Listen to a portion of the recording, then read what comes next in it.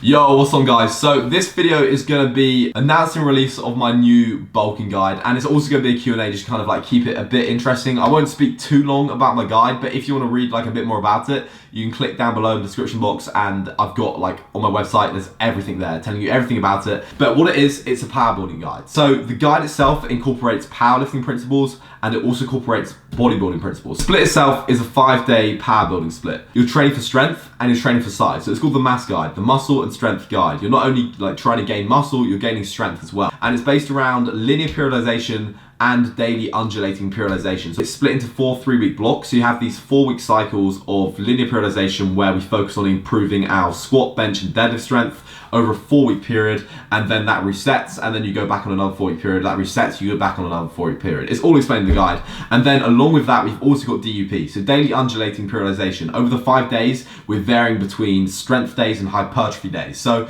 we've got 2 days, which are strength days, and remaining 3 days, which are hypertrophy days. We're hitting more accessory stuff. We're still doing compounds, but everything is at like high reps, high volume, but at lower intensities. It comes with a 50-page ebook, which is I wholeheartedly believe this, the best fucking ebook on the athlete site, including all of this shit. So it's got everything from supplementation in terms of supplements that the science supports to how to work out your macronutrients, carbs, fats, proteins, about them all.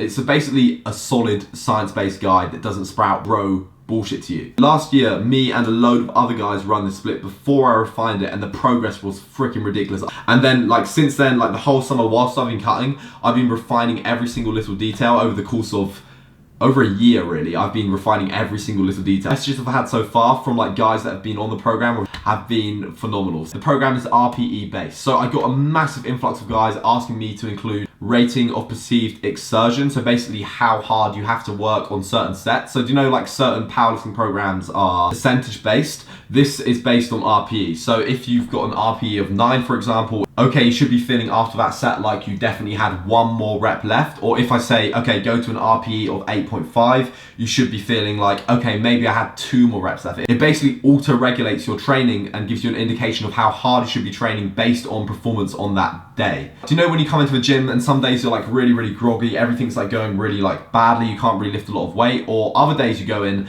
and you're feeling like super strong out of nowhere, but because the program says you should only go to this percentage of your max, you like limit your performance and you kind of waste the energy from that day. By auto-regulating in the sense of using RPE, you're kind of getting the most out of every session. So if you want to find out more about that, description box down below, and it'd mean the world to me if you guys did want to support me, pick it up, and make some fucking solid gains. Okay guys, so I didn't want this video to be all about my program. I didn't want it to be all about my plan. I wanted to make it a bit more interesting or entertaining. So I ran a Q&A on Instagram, said ask me any questions, don't have to be about fitness, and here are my answers to those. If I haven't answered your question, I will get back to it in the comment section, like I'll manually type it and comment it.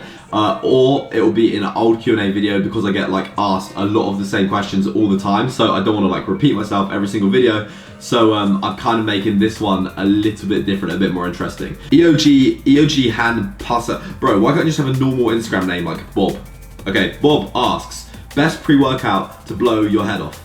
Okay, best pre-workout to blow your head off, ruin your life, and give you panic attacks is, I think it's Psycho Freak or Psycho Farmer, I can't remember, but it's called Edge of Insanity. If you guys follow me, you'll know that I've got this, and David Lane actually gave it to me because I think it was like too gnarly for him, or he just really didn't like the effects that, or like what it did to you. But Edge of Insanity is fucking crazy. Like I gave my friend Tom in a video a few months ago a full scoop with 1 DMA pill, and since then, whenever he has like any strong pre-workout, he has panic attacks. He literally said to me that he prayed. Like, he told his mum he loved her and shit like this. So Edge of Insanity is fucking gnarly. I haven't taken it in a few months. It hasn't got DMA in, I don't think. It's just got a load of different like crazy nootropic mind-altering drugs in and thermogenics.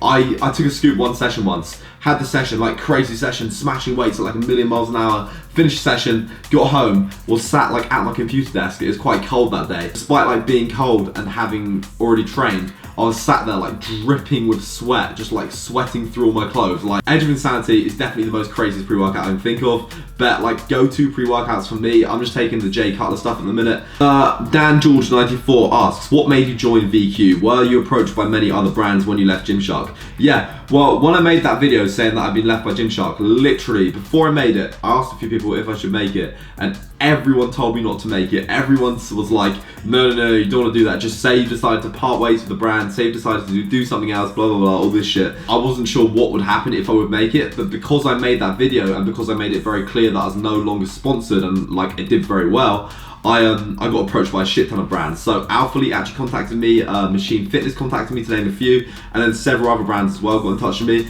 But why did I go with VQ? Well, for one, I really like the clothes they did. I like the fact that they contacted me and didn't care that I got dropped by Gymshark, like why I did, or that my videos are like a little bit edgy, like a little bit different, like I just kind of don't give a fuck. I really respected that. I really like their clothes, I really like their products. Like, I went online and their products are clean as shit, and I was like, why aren't more people wearing these? Like, this brand is so underrated. I went to the site, looked through the lines, and was like, man, this jacket is sick, this top is thick. Why haven't I seen more people wearing these products? I was like, the potential for this brand to grow is huge. Really like the clothes, really like what they did, and really like the guys as well. Like, they invited me to their warehouse, I met the owners, really cool sound dudes, in it for the right reasons, and I was like, fuck it, yeah, let's do it. What are your goals for 2018? Okay, I had goals for 2017, and one of them was 100,000 YouTube subs, and I have not made that because, to put it shortly, because I haven't put the work in.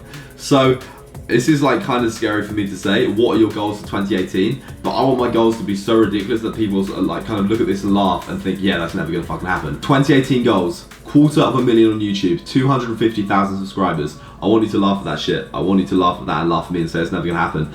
Number 2, I want to take my mum and little sisters on a holiday because I can't really afford to go away or on holiday. So I'd love to be able to pay for that and take them on holiday. That is my second goal. Number 3 is 12 books read. Giankos asks, ain't you afraid of DMMA? What is it, 1-3 or 1-4? 1-3 die meth. What, ain't I afraid of DMMA, bruh? Nah, I'm not afraid of DMMA. Just because of the condition of my leg, I don't take any pre-workouts. DMMA is like a crazy stimulant, if you don't know. I don't take any, it's a bad stimulant as well, because like a few people died.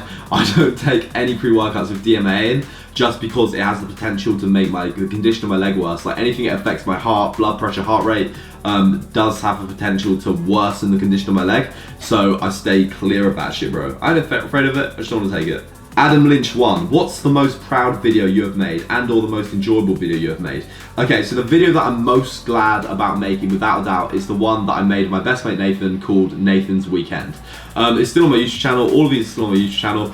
Basically a video where me, Nathan, and Nathan's mum went to Nathan's physique show or bodybuilding competition, had a sick day, it's just a story about that day, went and got food, and had a really sick day. But so Nathan's mum in the video was really sick. She was terminally ill from cancer, and since doing the video she's passed away. And I'm just so glad I did it, because it gives Nathan something. I know that Nathan goes back and watches that video, and to be able to do that for someone when they don't have anything else like that, to remember that day and remember that time that they had with their mum, is absolutely sick. The only thing I do regret is not filming more. That's the video that I'm the most glad I've made. The other video that I'm most proud of, transformation video, obviously that's done really well. It's on 2.5 million views. I'm guessing a lot of you guys have seen that one. I really planned that one out, really took my time to do that one, and it paid off. So I'm proud of that one in the sense of how well it's done. I really enjoyed editing the Iceland video, which you guys have not seen yet, and it'll be coming soon. So that's probably one of my favorite cinematic ones. Or I just like making all the cinematic stuff. The stuff I enjoy the most is the outside of the gym cinematic edits. I just really like making that, and when everything's going so smooth, it's such a good feeling. _Zeal asks, how slutty are the women in the UK? Less slutty than the women in America. I don't know if that's just because when I went to America I had an English accent and Americans find that hot, but less slutty than American women if you're English. But it might be the other way around here. So if you're American and come to England, they might be more slutty. Who knows? Joshua asks, what's your biggest fear? Being crippled or failing, being unable to walk or being disabled and unable to do the things I want to do, or literally just being a complete failure and not being able to provide for anyone, or like not living the life I want to live. That's my biggest fear. Okay, Jude Fredman asks, what kind of film jobs do you do and where can we see them? Okay, so the film stuff that I currently do is video review work. So if you want to hire me as a videographer, you probably can. I used to work on like big feature films. So I used to work on like Hollywood style blockbuster. Like, where can we see them? Have you heard of a film called The Mummy with Tom Cruise in? I did that one over the summer before last, or was it summer before last? And then I've done like a few commercials, a few other like small films over the summer between when I was at uni. But like, I don't really enjoy doing that. Like I prefer like doing everything myself. Just in case 11, when are you going to visit the USA again? Well, I want to go this summer. Me, Dylan and Ryan were actually looking to get like a place together somewhere in the US, and Brandon as well, but Brandon isn't going to be here. So if anyone knows of any like sick apartments or sick houses that are like up for rent or want to like collab with us in return for business exposure and like promotion, hit us up. But I want to go back to America soon to see like the boys and stuff, so hopefully I'm going to say like within the next few months I'll be out in the States, but as of now like nothing is planned. Thomas Cullen Fitz, how many genders are there? There's 3 genders. There's male, female, and there's also like people don't really take it seriously, but there's Apache attack helicopter. What is your advice on someone facing their fears when their fears are taking up so much of their life and it's just so hard to break free of for even the smallest of things?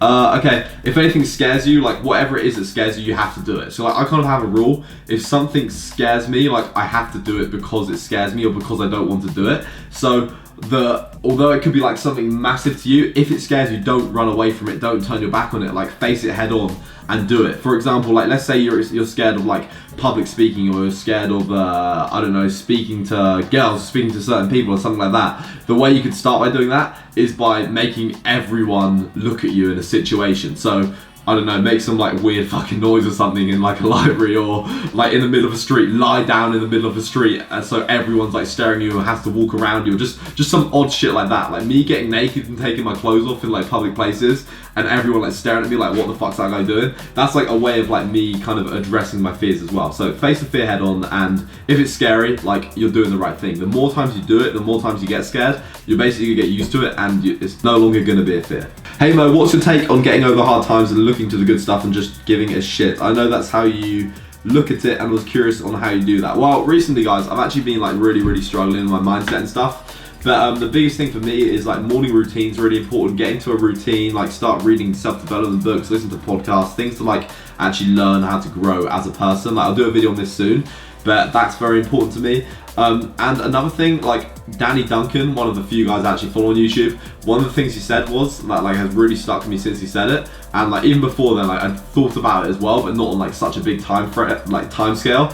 If something doesn't matter to you in 10 years time, why the fuck would you worry about it now? So like if it isn't gonna matter to you in a year or even 10 years time, why get hung up about it and why be bothered about it? But yeah, the thing I try and do, the way I kind of think of things is that if something is like set in stone, if you can't change something, like don't focus on the negative, focus on the positive, because ultimately the way you feel about something is just your perception of a certain situation. So like a situation is neither bad or good, just the outcome of that situation is how you feel about it, how you choose to interpret it. And even if something has like no good about it, or you can't see any good about it, just focus on the good shit, you know what I mean? There's always gonna be good shit. Or even though it might be bad, like my leg might fucking ruin my life, and I can look at it like that, and I can't do all the things I wanted to do, I can look at it saying, I'm only sat here right now and only doing the things I want to do right now, and only have the mindset I do right now because of like the bad experiences I've had in the past. So, and okay, last question for everyone here. Reheating chicken that has been prepped in advance, okay, or food poisoning scare? Okay, so why do you think eating chicken is bad that's been reheated? Have a think for a minute. It's gonna be to do with bacteria and germs and shit like that. So correct me if I'm wrong here, but this is kind of my scientific mind coming to this conclusion. If you cook chicken and then refrigerate it, and the chicken is fine to eat refrigerated, if you heat the chicken up and eat it straight away, there's gonna be no issue. The only issue is gonna be is if you cook the chicken, refrigerate it, heat it up again, then maybe leave it, and then maybe heat it up again, and then leave it so it's at that like warm temperature, it's going to allow bacteria to grow. So as long as you're reheating the chicken and eating it straight away, it's going to be completely fine. And now for the real last question, Andy Dartnow asks, when can we have our TV remote back? Never. It's fucking mine. Shut up. Get into bed. I'm trying to record a video. Get into bed. Record it in bed. I can't record the video in bed. Anyway, that is that. If you have any more questions, comment down below and I'll like try and answer a load of questions like for this. Or until next time, hit me up on Instagram. If you give me a follow, next time I run a Q&A, you'll see it and you can ask me a question and I'll probably put it in here. And if not, I'll answer it on Instagram anyway. So Instagram is MOSAMPIZZA. Description box down below has the link to my website, which has my guide in. If you're from the UK, you can hook me up and help me out by using my Musclefood code or my VQ fitness code. That really helps as well, and pick up some dope garms. But I think that's everything. I always say I think that's everything, even though I know that's everything and I've said everything I need to say.